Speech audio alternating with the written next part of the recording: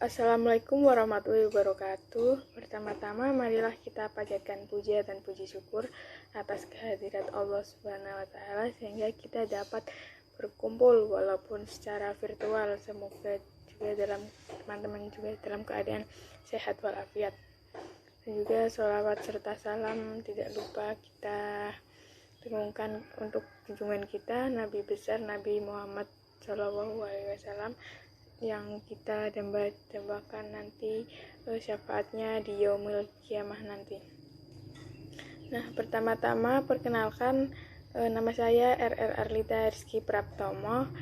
Di sini saya akan menjelaskan tentang sumber hukum ekonomi syariah. Nah, di sini saya ada 4 pokok pembahasan, yaitu yang pertama ada hakikat hukum ekonomi syariah, yang kedua ada sumber hukum ekonomi syariah, dan yang ketiga ada mazhab-mazhab fikih dan implikasi kontemporer, dan yang keempat ada beberapa hukum ekonomi syariah di Indonesia. Nah, langsung saja ke slide yang pertama, yaitu ada hakikat hukum ekonomi syariah. Nah, ada 2 poin di sini, ada pengertian dan juga ada tujuan. Yang pertama yaitu pengertian. Nah, pengertian di sini jangan dijadikan patokan buat teman-teman karena pengertian yang saya ambil ini adalah satu dari beberapa versi pendapat tentang pengertian hukum ekonomi syariah itu sendiri. Nah, hukum ekonomi syariah adalah kumpulan prinsip asas yang mengatur hubungan manusia satu dengan manusia lainnya untuk memenuhi kehidupannya yang berdasarkan sumber hukum ekonomi Islam atau syariah. Nah, memenuhi kebutuhan dalam konteks ini adalah dalam konteks ekonomi. Dan ada poin yang kedua yaitu tujuan. Tujuan yang pertama adalah mengutamakan ketuhanan. Nah, untuk menempuh kehidupan yang abadi, manusia itu harus mempersiapkan perbekalan, yaitu takwa atau berbakti kepada Allah. Oleh sebab itu, dalam memperjuangkan ekonomi ini, kita juga memperhatikan ketuhanan. Seperti dalam tujuan ekonomi Islam itu sendiri, yaitu mencapai falah ataupun mencapai kebahagiaan di dunia maupun di akhirat. Nah, yang kedua yaitu memperjuangkan kebutuhan hidup. Untuk memperjuangkan nasib, jangan hanya kita melalaikan nasib dalam dunia ini, melainkan kita harus berjuang di lapangan perekonomian dengan berbagai cara yang terbaik. Nah, cara-cara itu bisa ditempuh untuk kita juga berebut dalam perekonomian. Nah, yang ketiga yaitu menciptakan kesejahteraan sosial. Nah, di dalam hukum ekonomi Islam ini sendiri kan ada larangan dan juga ada perintah. Nah, oleh karena itu kan ada larangan tentang dilarang riba, dilarang gharar dan masyar dan lain-lain. Nah, itu kan dilarang karena dapat menghilangkan kesejahteraan sosial di dalam masyarakat itu sendiri. Nah, yang keempat yaitu adalah negara menyingkirkan kebinasaan. Nah, kan manusia kan mempunyai sifat egois, individualis dan serakah. Nah, oleh sebab itu maka negara itu bertugas untuk mengurangi karena sifat itu tuh dapat menghancurkan perekonomian. Nah, oleh sebab itu negara ditugaskan untuk membuat hukum untuk menyingkirkan kebinasaan itu sendiri. Nah, slide yang selanjutnya yaitu ada sumber hukum ekonomi syariah. Nah, sumber hukum ekonomi syariah di sini tuh ada 2, yaitu ada ketetapan yang sudah diatur oleh Allah Subhanahu wa taala dan juga ada ijtihad atau akal pemikiran manusia. Nah, yang pertama yang berdasarkan ketetapan Allah yaitu sudah pasti ada Al-Quran. Al-Quran merupakan sumber hukum Islam yang utama dan pertama. Al-Quran adalah wahyu Allah yang diturunkan kepada Nabi Muhammad melalui malaikat Jibril dalam bahasa Arab untuk pedoman umat manusia. Nah, mesti teman-teman sendiri udah tahu bahwa di dalam Al-Quran itu tidak hanya pembelajaran tentang hubungan antara hamba dengan Allah, tetapi juga ada pembelajaran tentang pedoman tentang hukum ekonomi. Nah, yang kedua yaitu ada hadis atau as-sunnah. Hadis atau as-sunnah adalah perkataan, perbuatan, dan sikap diam Rasulullah yang tercatat dalam hadis.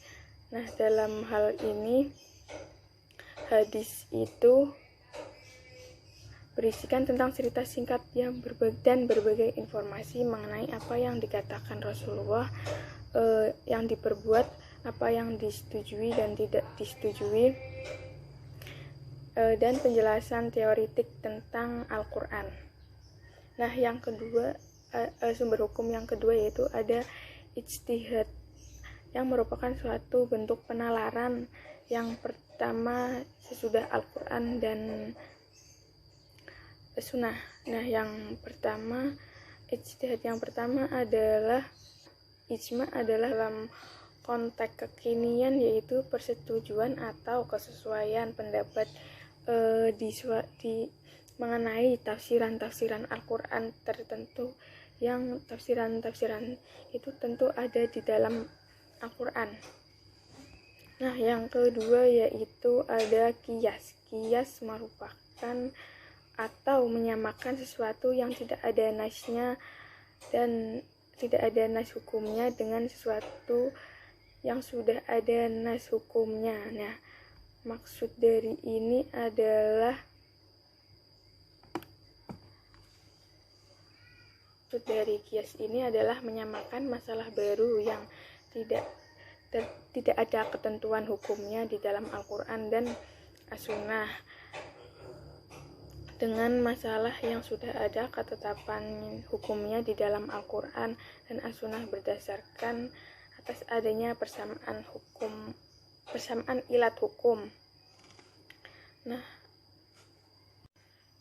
yang selanjutnya yaitu adalah ada masalih al-mursalah, adalah cara menentukan hukum suatu hal yang tidak terdapat ketentuan baik di dalam Al-Quran maupun hadis berdasarkan pertimbangan kemaslahatan masyarakat. Nah, kemaslahatan di sini itu kemaslahatan yang bertujuan untuk syara, bukan karena kemaslahatan yang semata-mata hanya mementingkan hawa nafsu. Itu bukan. Yang selanjutnya yaitu ada istihsan. Istihsan adalah meninggalkan hukum yang telah ditetapkan kepada hukum lainnya pada peristiwa atau kejadian yang ditetapkan berdasarkan dalil salah. Nah, maksud dari ini adalah meninggalkan satu hukum kepada hukum lainnya karena ada satu dalil syara yang menyuruh atau mengharuskan untuk meninggalkannya. Nah, yang selanjutnya yaitu ada istishab, adalah menetapkan hukum sesuatu hal menurut keadaan yang terjadi sebelumnya sampai ada dalil yang mengubahnya. Nah, maksudnya ini adalah menjadikan hukum yang ada sebelumnya tetap menjadi hukum hingga adanya dalil perubahan yang menunjukkan perubahan. Nah, selanjutnya ada urf. Urf adalah kebiasaan yang sudah turun-temurun keberlakuannya di dalam masyarakat atau adat istiadat. Nah, kebiasaan di sini itu kebiasaan yang tidak bertentangan dengan Islam ya tentunya. Nah, di slide selanjutnya yaitu ada mazhab fikih dan implikasi kontemporer. Nah, yang pertama adalah mazhab Bakir as-Sadar. Mazhab ini berpendapat bahwa masalah ekonomi muncul karena adanya distribusi yang tidak merata dan adil sebagai akibat sistem ekonomi yang memperbolehkan mengatasi pihak kuat terhadap pihak yang lemah. Nah, mazhab kedua yaitu adalah mazhab mainstream. Mazhab ini tuh berbeda dengan mazhab fakir yang tadi. Mazhab mainstream ini dalam ekonomi Islam tentang masalah ekonomi yang hampir tidak ada bedanya dengan pandangan ekonomi konvensional. Jadi mazhab ini berpendapat bahwa ekonomi Islam itu tidak ada bedanya dengan ekonomi konvensional, yaitu dengan adanya kelangkaan sumber daya lah yang menyebabkan munculnya masalah ekonomi. Nah, perbedaan mazhab mainstream dengan mazhab konvensional terkait dengan ekonomi terletak dalam cara menyelesaikan masalah tersebut. Dilema antara sumber daya yang terbatas dengan keinginan yang tidak terbatas menuntut manusia membuat skala prioritas pemenuhan keinginan dari yang terpenting. Nah, yang terakhir yaitu ada mazhab alternatif kritis. Nah, mazhab ini berpendapat bahwa analisis kritis tidak hanya dilakukan terhadap sosialisme dan kapitalisme, tetapi juga dalam ekonomi Islam. Nah, mereka meyakini bahwa Islam itu benar, tetapi ekonomi Islam belum tentu benar karena merupakan tafsiran atas Al-Quran dan As-Sunnah, sehingga kebenarannya tidak mutlak. Teori ekonomi Islam yang diajukan harus diuji kebenarannya sebagaimana dilakukan terhadap ekonomi konvensional. Nah, selanjutnya yaitu ada beberapa hukum ekonomi Islam di Indonesia. Yang pertama yaitu ada Undang-Undang Nomor 2006 tentang perubahan atas Undang-Undang Nomor 7 Tahun 1989 tentang peradilan agama. Nah, ini tuh membawa implikasi baru dan sejarah baru dalam hukum ekonomi di Indonesia, di mana sebelum adanya undang-undang ini sengketa tentang syariah itu diselesaikan dalam peradilan negeri, nah yang notabene bukan syariah. Nah, maka oleh itu dikeluarkanlah Undang-Undang Nomor 3 Tahun 2006. Nah, ini juga kedudukan hukum perjanjian syariah atau akad sebagai bagian dari materi hukum ekonomi syariah secara formal semakin kuat, yang sebelumnya hanya normatif sosiologis. Di sini ada contoh hukum ekonomi syariah di Indonesia, yaitu yang pertama ada tentang perbankan syariah sebagaimana diatur dalam Undang-Undang Nomor 21 Tahun 2008 tentang perbankan syariah, di mana dengan adanya undang-undang ini praktek perbankan syariah semakin kuat, di mana sebelumnya operasional perbankan syariah berdasarkan Undang-Undang Nomor 10 Tahun 1998 tentang perubahan Undang-Undang Nomor 7 Tahun 1992. Nah, perbankan syariah ini juga berperan penting ya dalam hukum ekonomi syariah di Indonesia. Nah, selanjutnya ada hukum ekonomi syariah juga bertautan dengan hukum surat berharga syariah berdasarkan sebagaimana diatur dalam Undang-Undang Nomor 19 Tahun 2008 tentang surat berharga syariah, dan juga ada tentang hukum zakat dan wakaf sebagaimana diatur dalam Undang-Undang Nomor 23 Tahun 2011 tentang pengelolaan zakat. Nah, sebenarnya ada di Indonesia kan ada fatwa DSN. Nah, itu juga bisa dijadikan sumber hukum di dalam ekonomi syariah di Indonesia. Nah, cukup sekian pemaparan materi saya kali ini tentang sumber hukum ekonomi syariah. Kurang lebihnya mohon maaf.